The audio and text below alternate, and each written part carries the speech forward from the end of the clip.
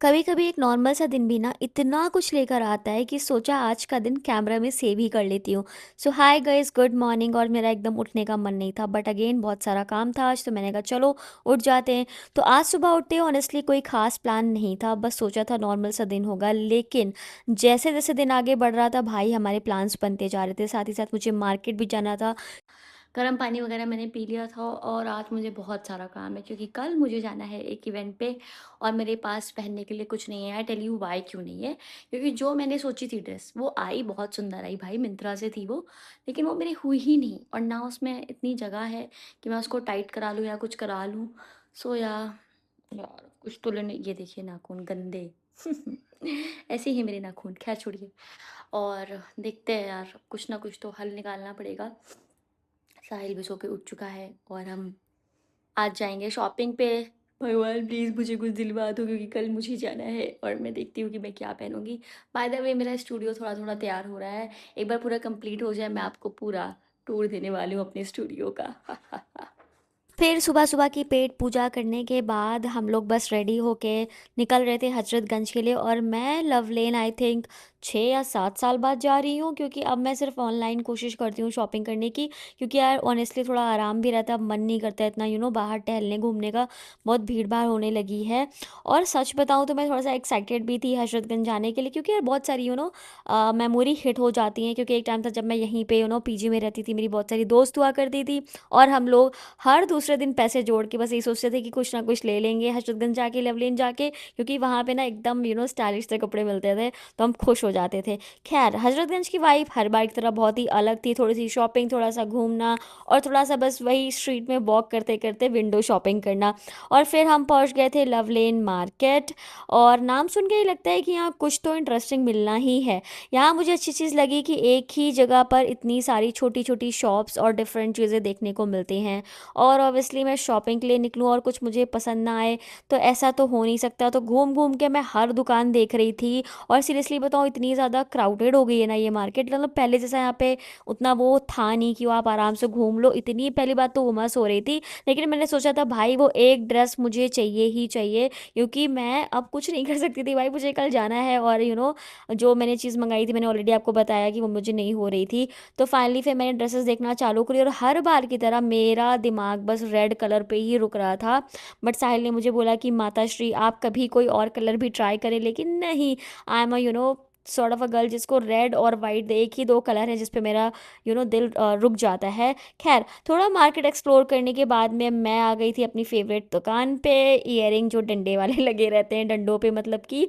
और यहाँ पे जो वैरायटी, इतनी गजब की वैरायटी मिलती है ना आपको, कि आप देखोगे आपको कि क्या इतनी अच्छी। और मात्र आई थिंक 30-40 रुपए में मैंने सारे अलग अलग प्राइस के थे। और बहुत मज़े की इयरिंग है यार, मैं आपको कलेक्शन अपना दिखाने वाली हूँ अगेन, क्योंकि मेरा कलेक्शन बढ़ने वाला है और मैं बहुत ज़्यादा एक्साइटेड हूँ, मैं बहुत ज़्यादा खुश हूँ। हजरतगंज में थोड़ा शॉपिंग और मार्केट घूमने के बाद हम दोनों निकले अपने नेक्स्ट स्टॉप कवर करने। मैं तो सोच रही थी कि आज हेयर स्पा करा ही लेती हूँ, क्योंकि बाल भी थोड़े ना पैम्परिंग डिजर्व करते हैं। तो बस फिर हम पहुंच गए थे सलून, और हॉनेस्टली हेयर स्पा के बाद बाल इतने सॉफ्ट और फ्रेश फील हो रहे थे, लगा पैसे वसूल हो गए भाई। और जब मैं अपना हेयर स्पा एंजॉय कर रही थी, तब मेरे हस्बैंड ने भी सोचा कि भाई सिर्फ वाइफ की पैम्परिंग क्यों हो, वो भी कूद गया और उसने कराया डी टैन। मतलब एक ही दिन में मेरा हेयर स्पा और इनका डी टैन दोनों का मेकओवर सेशन चल रहा था। सलून से निकलते वक्त दोनों को लगा कि हाँ भाई, आज का सेल्फ केयर सेशन सक्सेसफुल रहा।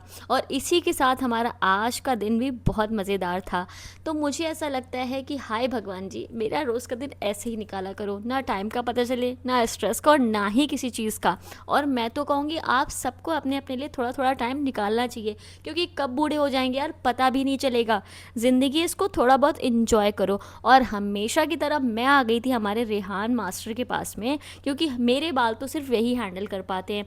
एंड अगर आप भी लखनऊ से हैं या लखनऊ के बाहर से भी हैं ना, तो एक बार इनके हाथ से हेयर स्पा या फिर बाल कटा के देख लीजिए भाई, आप एकदम विश्व सुंदरी लगने वाले हो। और साथ ही साथ अगर आपके घर में कोई जेंट्स है, आपके हस्बैंड हैं, भाई हैं, बहन हैं, जो भी हैं यार, उनको भी साथ में लेके आओ, उनको भी तो फैशन करने का मन होते ही होगा। खैर, इतना सब होने के बाद में ये देखिए, पहले तो आप मेरे विश्व सुंदरी जी को देखिए। और डिटेल लगा कि इतना क्यूट लग रहा था, और मैंने इसका शूट ले लिया था, और ये बोल रहा था प्लीज़ मेरा शूट मत डालना। लेकिन मैं ठहरी बीवी, मैं अपना पूरा हक जताने वाली हूँ, और ये इसका शूट मैं डालने वाली हूँ। खैर इतना सब कुछ चलने फिरने के बाद हम लोगों को लग रही थी तेज़ से भूख। तो हमारे रेहान मास्टर ने हमेशा की तरह हमसे चाय कॉफ़ी पूछी ही थी। तो मैंने कहा भाई मैं तो पीने वाली हूँ चाय, ये कॉफ़ी शॉफ़ी मुझसे नहीं चलती है। तो मैं आराम से यहाँ पे बैठ गई थी अपनी चाय एंजॉय करने, और साथ में था वाओ मोनाको बिस्किट, जो कि मुझे बहुत ज़्यादा पसंद है। तो मैंने भर भर के खाया मोनाको बिस्किट और साथ में पी चाय।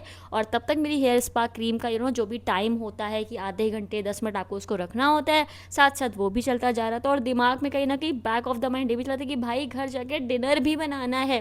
तो डिनर के लिए भी मैंने डिसाइड किया था कि सिंपल सा ना तहरी वरी बना लूँगी कुछ जाके, क्योंकि ऑलरेडी बाहर भी हमने थोड़ा कुछ खाया ही था।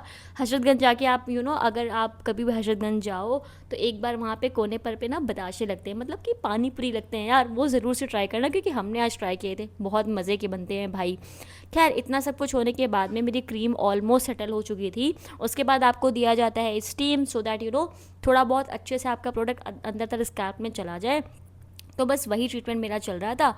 उसके बाद बस मैं वेट करी थी अपने फाइनल लुक का, और फाइनल लुक कुछ इस तरीके से आया था, सिंपल डिसेंट सा। साथ ही साथ यहाँ पे हमारे पति देव का भी ट्रीटमेंट चल रहा था, यानी कि डिटैन। आप देख रहे हो क्या मसाज करवा रहा है ये लड़का, भाई इसके तो अलग ही मज़े हैं। और साथ ही साथ ये चाय भी पी रहा था। और इस मसाज के बाद अगर मैं सच बताऊँ तो मुझे ऐसा लग रहा था कि भाई मुझे कोई यहीं पे बेड लगा दे, मस्त एसी चल रहा था और गाने भी चल रहे थे, बस मैं यहीं पे सो जाऊँ। तो एक बार आप इनके पास ज़रूर जाइएगा, मेरे कहने पे आप बहुत इंजॉय करने वाले हो। और ये था मेरा फाइनल लुक, जो कि मुझे बहुत ज़्यादा पसंद आया। घर आके भूख लग गई थी, बनाई मैंने तहरी, और तहरी ठीक ठाक बनी थी यार, मतलब थकने के बाद आपको तहरी खिचड़ी हम इंडियंस को समझ आती है, तो मैंने भी वही बनाया जो मुझे समझ आया। खैर फिर मज़े करके हम दोनों पति पत्नी ने खाई तहरी, साथ में खाया घी और दही, और क्या तहरी बनी थी भाई। और रात में फिर से थोड़ी सी भूख लग गई थी, तो पी हमने कोल्ड कॉफ़ी, और साथ में ये लैया चूरा मखाने बना के खाए थे। तो ये था मेरा आज का दिन, और कल का व्लॉग देखने ज़रूर आइएगा। Till then bye and I love you.